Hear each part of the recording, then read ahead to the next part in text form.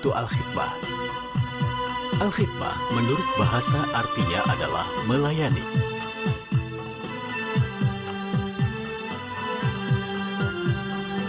Adapun pengertian Al-Khidmah sendiri adalah menjunjung tinggi kefitrahan, mengabdi keharibaan Allah Subhanahu wa Ta'ala, mensuri tauladani Rasulullah Shallallahu Alaihi Wasallam, menegakkan dan meneruskan amaliyah ulama as-salafun solihun, berbakti kepada nusa dan bangsa dalam negara kesatuan Republik Indonesia dalam naungan dan lindungan Ahlus Sunnah wal Jamaah.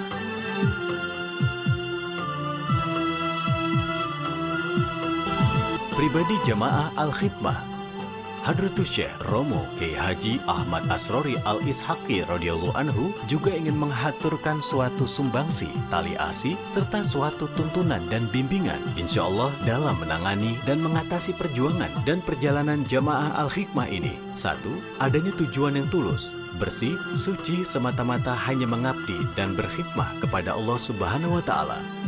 2. Adanya kesungguhan dan kepatuhan yang jelas dan nyata dalam mengabdi dan berkhidmah karena Allah Subhanahu wa Ta'ala.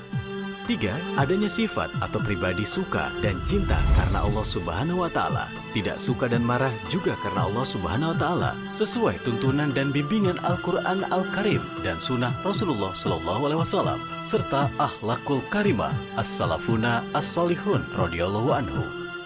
4. Adanya kepribadian dan sikap perilaku yang baik, mulia dan sejuk, manis dan indah. 5. Adanya sifat kearifan, kebijakan, penuh rendah hati, toleransi, sabar, serta tekun.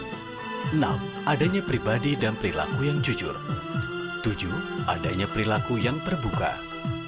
8. Adanya pribadi yang teduh dan tenang atau tumakninah, dan pribadi yang tegas dan konsisten atau istiqomah dalam melaksanakan amalia-amalia dan segala kegiatan-kegiatan yang telah ditetapkan dan diamalkan bersama-sama. 9. Adanya kepekaan dan kepedulian yang tinggi, mudah tergerak dan tersentuh hatinya pada sesamanya, lebih-lebih kepada kegiatan-kegiatan yang baik dan diridhoi oleh Allah Subhanahu wa Ta'ala yang diselenggarakan oleh lembaga-lembaga atau jamiah atau jamaah lain selain Jamaah Al-Khidmah. 10. Adanya pembawaan dan sikap lapang dada dan besar hati dalam menerima pemikiran-pemikiran, saran-saran, dan kritikan-kritikan, serta teguran-teguran yang baik dan membangun. Kapan Al-Hikmah dilahirkan dan siapa pendirinya? Majelis Dzikir Al-Khidmah lahir pada tanggal 25 Desember 2005, dideklarasikan di Semarang oleh Hadratus Syekh Romo Kiai Haji Ahmad Asrori Al-Ishaqi radhiyallahu anhu yang merupakan pendiri Majelis Dzikir Al-Khidmah. Kegiatan Al-Khidmah dalam bentuk majelis dzikir, berselawat, dan doa bersama ini sudah dirintis sejak tahun 1987 di Surabaya, Gresik, dan sekitarnya.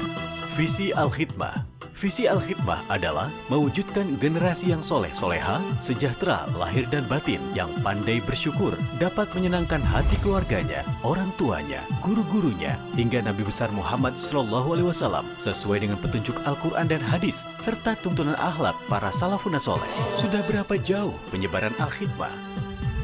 Puji syukur keharibaan Allah Subhanahu wa Ta'ala, berkah Rasulullah SAW, keluarga dan sahabatnya, para habaib, para ulama, para masyayikh, para orang-orang yang soleh, jamaah thariqah maupun jamaah Al-Khidmah, para pecinta dan para simpatisan, serta segenap masyarakat semua.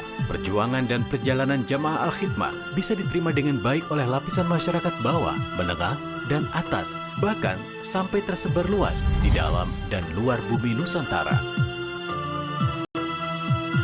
Romo Kiai Haji Ahmad Asrori Al-Ishaqi radhiyallahu anhu juga mengajak kepada kita semua dari dalam lubuk hati sanubari kita yang paling dalam, selalu berharap dan berdoa ada penerus-penerus generasi muda dari anak-anak keturunan kita, keluarga-keluarga kita, untuk memperjuangkan dan meneruskan amalia-amalia ini dengan memuji, bersyukur, dan berdoa, mendoakan kita semua, lebih-lebih pada saat kita kelak memenuhi panggilan dan kembali kehariban Allah Subhanahu wa Ta'ala sampai ila yaumil qiyamah.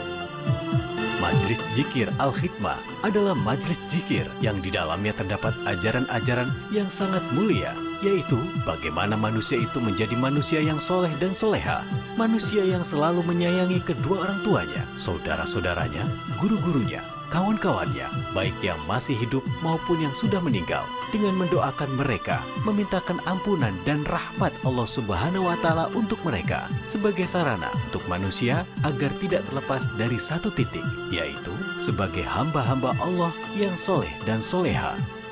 Mudah-mudahan kita semua, keluarga, tetangga, sanak famili, dan hande tolan dapat bersama-sama dalam majlis yang mulia ini, Majlis Zikir Al-Khidmah.